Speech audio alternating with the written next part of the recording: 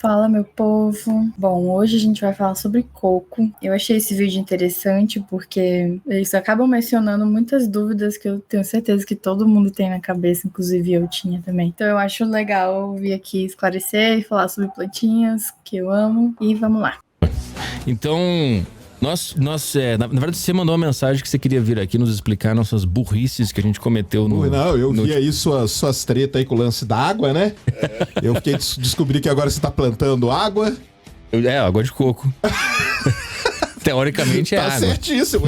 Não, lógico que é água. Me explica uma fruta que não dá que não dá fruto, que dá água. Que dá água, né? Água de coco. Fruto, sim. Você não colhe diretamente da planta uma esfera de água, né? O que ele estava falando como fruta, que ele estava se referindo. A fruta é a planta, que no caso é o coqueiro, né? O que não dá fruta, que ele falou que dá água, na verdade é o fruto. Então, dá fruto sim, que o fruto é o coco. E a água, ela é só uma parte do fruto. Fruta é a mesma coisa que fruto. A gente só chama nesse feminino os frutos que são comidos doce. Ele chamar de fruta e depois falar que não dá fruto é redundante. Coco, né, cara? Tipo assim, é uma planta meio inútil, porque eu botei água e aí você gerou a mesma coisa que eu botei em cima de você. A bergamota vira uma bergamota, a mexerica, né? A laranja vira uma laranja.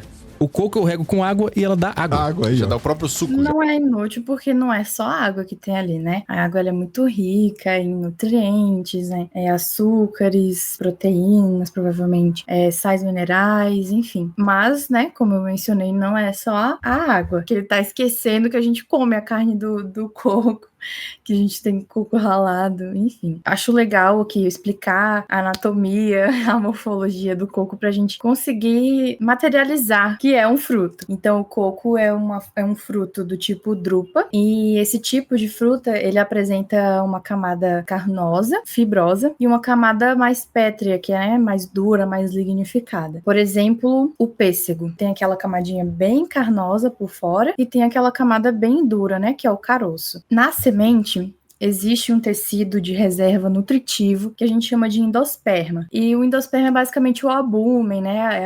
É a clara do ovo que a gente vê, né? No ovo dos amnióticos, de aves, enfim. E aí no coco, esse endosperma, né? Esse tecido nutritivo, se apresenta em duas formas. Uma forma sólida, que é a carninha, aquela carnezinha branca do coco que a gente come, e a parte líquida, que é a água. Então, a água que a gente bebe é basicamente a clara do ovo. E aí, essa água é a parte imatura do fruto. Então, conforme aí o coco ele vai amadurecendo, essa água diminui e aí ela dá lugar às estruturas aí mais sólidas, né? Inclusive, no coco seco, essa polpa, essa carne branca, né? Ela fica revestida ali por uma película marrom que a gente chama de testa. Sabe quando você vai comer ali a carne do coco e tem uma camadinha assim mais durinha, meio marrom? Aquilo ali a gente chama de testa. E aí ela protege ali, né, o endosperma.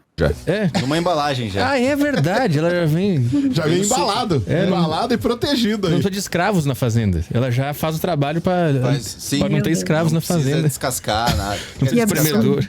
Meu Deus. Entendi.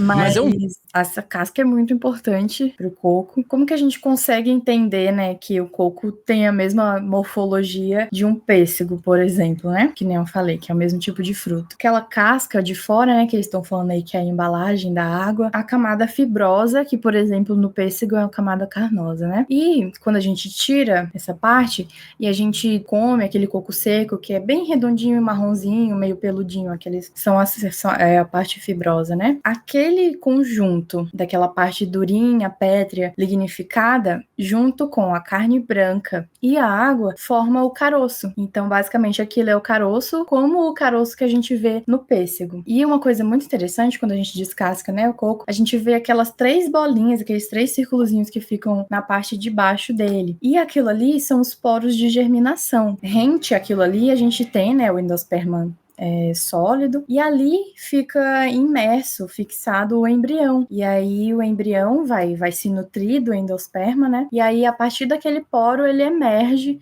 e germina.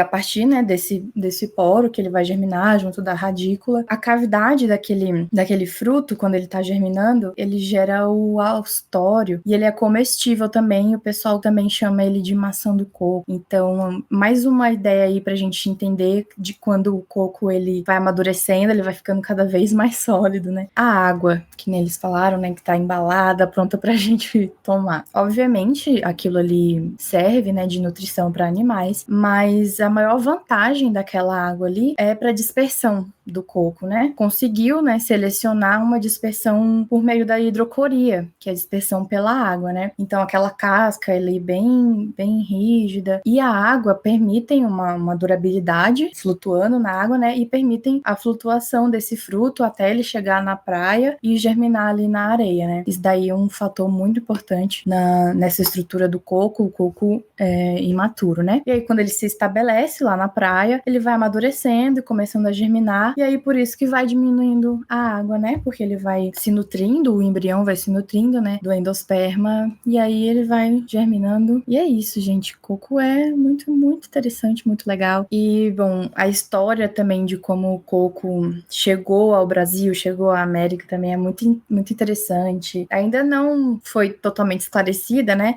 Dizem que o coco veio, né? Se dispersando aí pelo oceano, a partir da costa da Ásia e chegou aqui, né? Porque como ele flutua na água, mas também dizem que foi trazido da água de lastro dos navios na época da colonização das Américas. É interessante, né? Porque ela pode ser uma espécie aí que chegou há muitos anos e aí se naturalizou aqui no nosso país, já tá evoluindo aqui, ou então ela foi uma planta introduzida, né, não intencionalmente, né, mas não de forma natural. Mas é muito interessante porque ela se alastrou, né, ela se dispersou muito bem e se adaptou muito bem ao ambiente aqui do Brasil. E é isso, gente. Tomem água de coco, comam coco, que é muito saudável, é muito rico. Também, se você tiver um espaço em casa, plante aí um coqueirinho. Até a próxima.